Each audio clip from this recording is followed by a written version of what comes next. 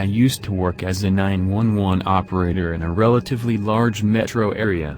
One night at about 3 a.m. or so I answered a call from an elderly lady who said she didn't feel good.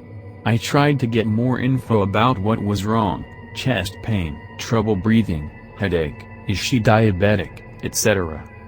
She gave me her address and phone number and said no one else was home but the front door was unlocked so they could come in. I toned the call out as general illness and kept trying to get more details. No matter what else I asked about what was wrong, all she would say is, "I just don't feel good, can you send someone to help me?" After a few minutes she said, "I'm gonna put the phone down for a minute, I need to go to the bathroom." I tried to get her to stay on the line with me, told her she can do whatever she needs to get ready but I'd like to be able to stay in contact in case there's a problem. She said, "I'm gonna put the phone down, I'll just be a minute." And that was it. I stayed on the line and asked for her every so often but got no reply. A couple minutes passed, then the fire department called on scene so I just disconnected and didn't think much about it. Told them the caller advised front door is unlocked and she was in the bathroom. A couple more minutes and one of the firefighters called over the air with a weird tone and said, "Dispatch ... How exactly was this caller received?" I told them the call was first party from the patient's home phone approx 8 minutes ago. He didn't respond over the air, but called the desk from his cell phone, which usually only happens when something is going on that they don't want broadcasted since anyone can listen in on the radios. On the phone he said, "Are you sure this wasn't a third-party call from a family member or something?" I said negative. Caller advised I don't feel good and said no one else was home, so to the best of my knowledge, the caller is the patient. Have you made contact? He said yeah, she was in the bathroom like you said, but she's probably been dead for about 12 hours.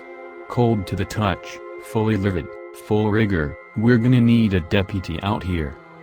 Afterwards we pulled the tapes of the radio and phone calls and checked the timestamps, address, phone number, and went over everything a few times to see if I missed something. I called them back in the morning after the shift to see if they had any more info, but they were just as weirded out as we were. The phone was still in the living room and the patient was dead in the bathroom. 13. My parents were gone for a while and I was just staying up really late, past midnight, on my desktop computer waiting for them to come home. Like most people, I had been told a million times not to talk to strangers on the internet, but about half my friends list on MSN were people I had never met before, so I was just chatting with a bunch of them. Out of nowhere, one of my online friends had told me exactly what I had been doing the past hour or two. What I was eating, drinking, playing with, when I had gotten up last. Things I hadn't mentioned in the chat. I instantly got a horrible feeling in the pit of my stomach. My desktop was set up in front of a big window, so as far as I knew, this person I had been talking to, who was supposed to live in a different country than me, had found my address and had been watching me through the window. Turns out, he had somehow hacked into my webcam. I always left it plugged in even though I had been warned not to when I wasn't using it, and had been frequently watching me through it whenever he wanted. It's been 10 years and I still have all the cameras on my devices covered in thick duct tape. I had gone over to my mom's house one early Sunday morning and she left to go for a jog. After about half an hour, I heard a banging noise and I thought it was just the washing machine down the other end of the house going off center.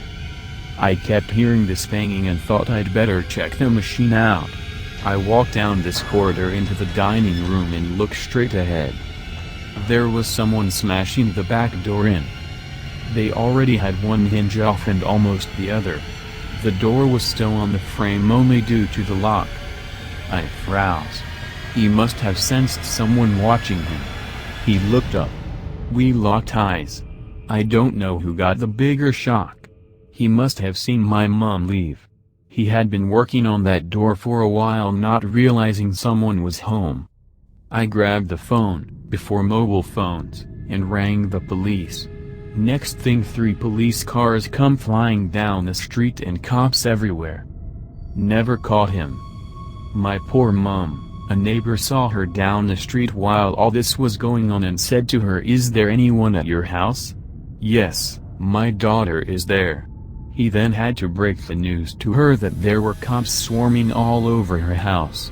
She was totally panicked until he got her home and she saw I was alright. If you like this video, don't forget to subscribe, like, comment and share to Mysteries of Culture's YouTube channel. Thank you.